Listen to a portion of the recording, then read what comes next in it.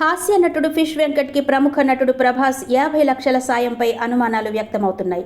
Fish వెంకట్కు ట్రీట్మెంట్కు అవసరమయ్యే డబ్బును ప్రభాస్ ఇస్తానన్నారని, ఆయన ఆఫీస్ పేరు చెప్పి ఫోన్ చేసిన వ్యక్తి అందుబాటులోకి రావడం లేదని ఫిష్ వెంకట్ కుమార్తె తెలిపింది.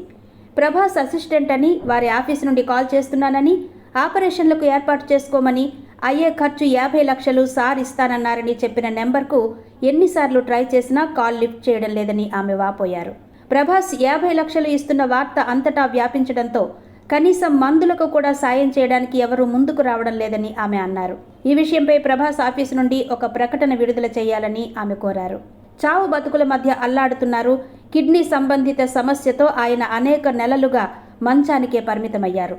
తొందరగా కిడ్నీ ట్రాన్స్ప్లాంట్ చేయాలని వారు సూచిస్తున్నారు. ఈ మేరకు ఫిష్ వెంకట్ కుటుంబ సభ్యులకు వైద్య ఖర్చుల నిమిత్తం 50 లక్షల వరకు అవుతుందని వారు తెలిపారు. అంతేకాకుండా కిడ్నీ డోనర్స్ను కూడా చూసుకోవాలని కుటుంబ సభ్యులను అప్రమత్తం చేశారు. ఈ పరిస్థితుల్లో ఫిష్ వెంకట్ కుటుంబం ఇటు డబ్బులు సర్దుబాటు కాక, అటు కిడ్నీ దాత కూడా దొరకక అయోమయ పరిస్థితిలో ఉన్నారు. ఫిష్ వెంకట్కు మానవతా దృక్పథంతో సాయం చేయాలని పలువురు కోరుతున్నారు.